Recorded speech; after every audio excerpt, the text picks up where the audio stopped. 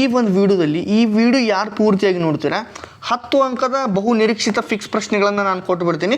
ಅದರ ಜೊತೆಗೆ ನೀವು ಇನ್ನೂ ಏನು ಓದೇ ಇಲ್ಲ ಸರ್, ನಮ್ಗೆ ತುಂಬ ಕಷ್ಟ ಆಗ್ತಾ ಇದೆ, ಕನಿಷ್ಠ ನಾವು 2 ಅಂಕ 10 ಅಂಕದ ಪ್ರಶ್ನೆಗಳನ್ನಾದರೂ ಓದ್ಕೊಂಡು ಹೋಗ್ತೀವಿ ಅಂತಂದ್ರೂ ಓಕೆ, ಎಲ್ಲ ಪ್ರಶ್ನೆಗಳನ್ನು ಕೊಡ್ತೀನಿ.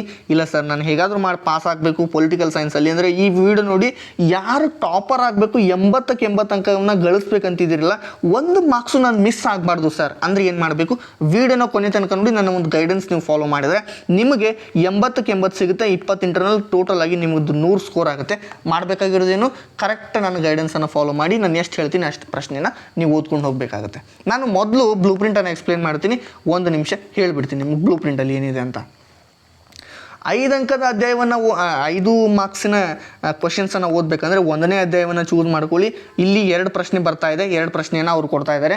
6ನೇ ಅಧ್ಯಾಯದಿಂದ ನಮಗೆ 5 ಅಂಕದ ಪ್ರಶ್ನೆ 2 ಕೇಳ್ತಾ ಇದ್ದಾರೆ. ಸೊ ಇಲ್ಲಿ ನಮಗೆ 4 ಪ್ರಶ್ನೆ ಕವರ್ ಆಯಿತು. ಇನ್ನು 2 ಪ್ರಶ್ನೆಯನ್ನು ನೀವು ಯಾವುದಾದ್ರೂ ಅಧ್ಯಾಯದಿಂದ ಓದ್ಕೋಬೋದು. ಇಲ್ಲಿಗೆ ನಾವು ಆರಾಮಾಗಿ ಸ್ಕೋರ್ ಮಾಡ್ತೀವಿ. 20 ಮಾರ್ಕ್ಸ್ ನಮಗೆ 1ನೇ ಅಧ್ಯಾಯ 6ನೇ ಅಧ್ಯಾಯದಿಂದ ಬಂತು. ಅದೇ ರೀತಿ ನಮಗೆ ಇನ್ನು 2 ಪ್ರಶ್ನೆ ಬೇಕಾಗಿದೆ.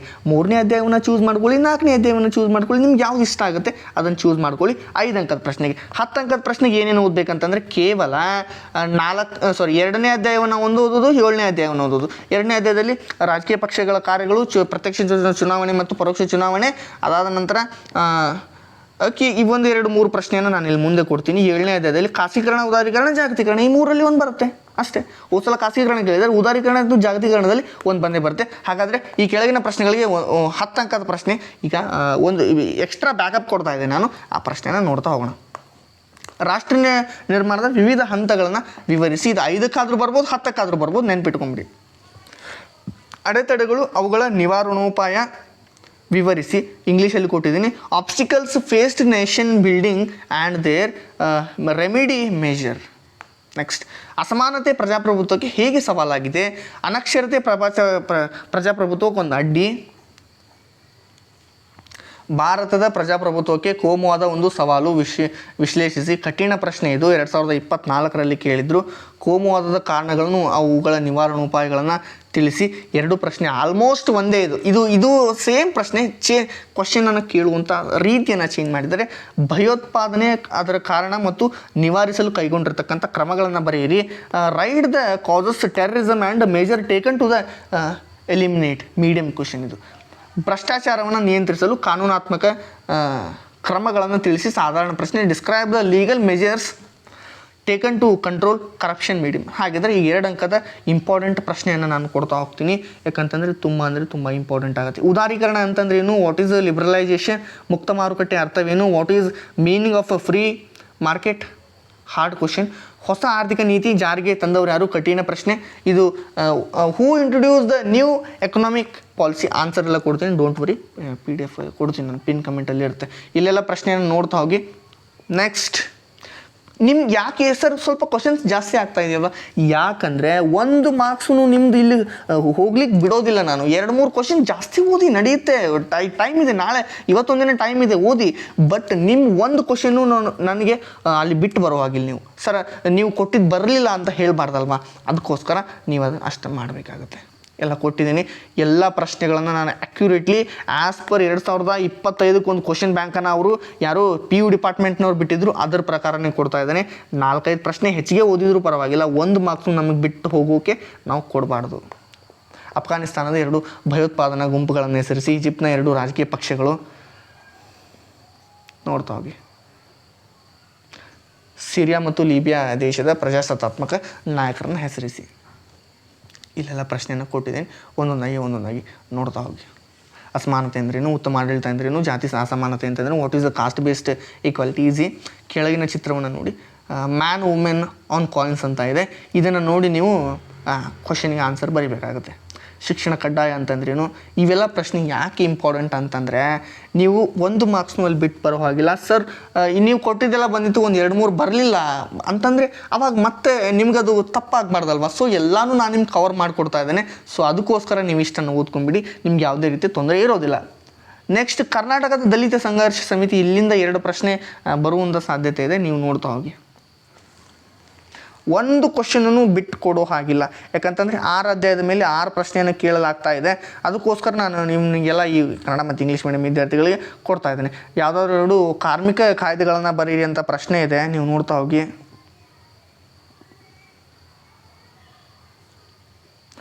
ಇಲ್ಲಿಂದ 2 ಪ್ರಶ್ನೆ ಬರ್ತಕ್ಕಂಥ ಸಾಧ್ಯತೆ ಇದೆ. ಇಲ್ಲಿ 2 ಪ್ರಶ್ನೆ ಕೇಳ್ತಾರೆ ಬ್ಲೂ ಪ್ರಿಂಟ್ ಪ್ರಕಾರ. ಆ್ಯಸ್ ಪರ್ ಬ್ಲೂ ಪ್ರಿಂಟ್ ಪ್ರಕಾರ ಐ ಥಿಂಕ್ ಸೊ. ನೋಡೋಣ ಎಷ್ಟೆಷ್ಟು ಪ್ರಶ್ನೆ ಕೇಳ್ತಾರೆ ಅಂತ. ಡೋಂಟ್ ವರಿ, ಇಷ್ಟು ಕ್ವಶನ್ಸನ್ನು ನಾನು ಎಷ್ಟು ಕ್ವಶನ್ಸ್ ಕೊಡ್ತೀನಿ ಅಷ್ಟೇ ನೀವು ಓದ್ತಾ ಹೋಗಿ. ನಿಮಗೆ ತುಂಬ ಅಂದರೆ ತುಂಬ ಹೆಲ್ಪ್ ಆಗುತ್ತೆ. ನೆಗ್ಲೆಕ್ಟ್ ಮಾಡುವಂತಿಲ್ಲ. ಪ್ರಶ್ನೆಗಳನ್ನು ಎಷ್ಟು ಕೊಡ್ತೀನಿ ಸರ್ ತುಂಬ ಜಾಸ್ತಿ ಆಗ್ತಾಯಿದೆ, ಡೋಂಟ್ ವರಿ ಅಬೌಟ್ ದ್ಯಾಟ್. ಪ್ರಶ್ನೆ ಎಷ್ಟು ಕೊಡ್ತೀನಿ ಅಷ್ಟು ನೀವು ಓದಲೇಬೇಕಾಗುತ್ತೆ. ದಯವಿಟ್ಟು ಆ ಒಂದು ಕೆಲಸವನ್ನು ನೀವು ಮಾಡಿ.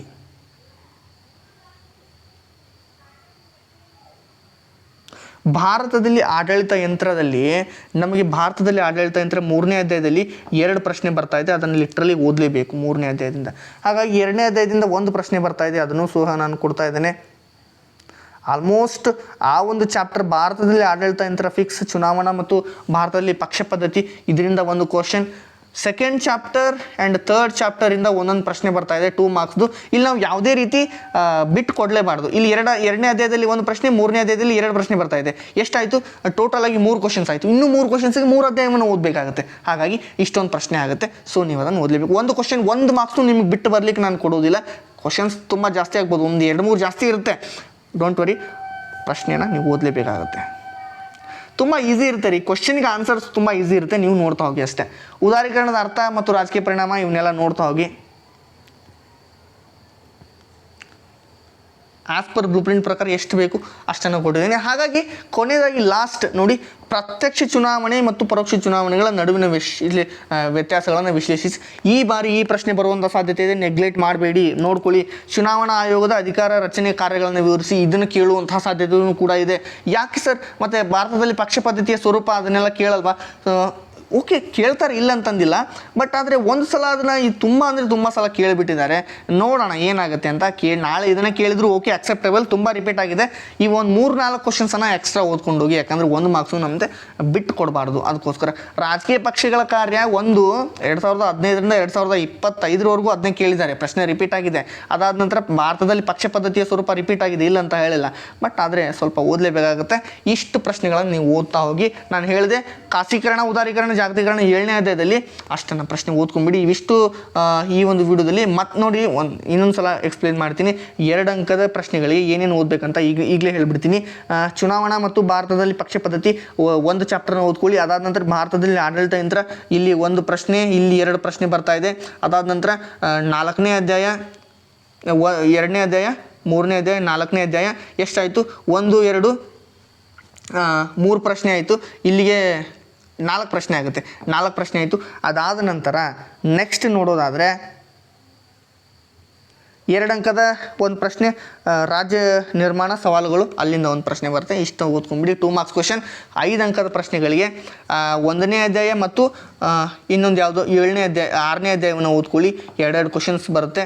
ಇಲ್ಲಿ ಭಾರತದಲ್ಲಿ ಆಡಳಿತ ಅಂದರೆ 3ನೇ ಅಧ್ಯಾಯದಿಂದ 1 ಕ್ವಶನ್, ಮತ್ತು ನಿಮ್ಗೆ ಯಾವುದೊಂದು ಇಷ್ಟ ಆಗುತ್ತೆ 4ನೇ ಅಧ್ಯಾಯದಿಂದ 1 ಕ್ವಶನ್ನ ತೊಗೊಂಬಿಡಿ. ಇಲ್ಲಿಗೆ ನಮ್ಗೆ 6 ಕ್ವಶನ್ಸ್ ಆಗುತ್ತೆ. 2ನೇ ಅಧ್ಯಾಯದಿಂದ 1 ಕ್ವಶನ್ 10 ಅಂಕದ ಪ್ರಶ್ನೆಗೆ. ಅದಾದ ನಂತರ 7ನೇ ಅಧ್ಯಾಯದಿಂದ 1 ಪ್ರಶ್ನೆ 10 ಅಂಕದ 1 ಪ್ರಶ್ನೆ 10 ಅಂಕದ ಕ್ವಶನ್ಗೆ. ಇಷ್ಟನ್ನು ಓದ್ಕೊಂಡ್ಬಿಟ್ರೆ ನಿಮ್ಗೆ ಸಾಕಾಗುತ್ತೆ. ಇದಿಷ್ಟು ಈ ಒಂದು ವಿಡಿಯೋದಲ್ಲಿ. ಮತ್ತೆ ಮುಂದಿನ ಒಂದು ವಿಡಿಯೋದಲ್ಲಿ ಸಿಗ್ತಾ ಇದ್ದಾನೆ. ಧನ್ಯವಾದ ಸ್ನೇಹಿತರೆ.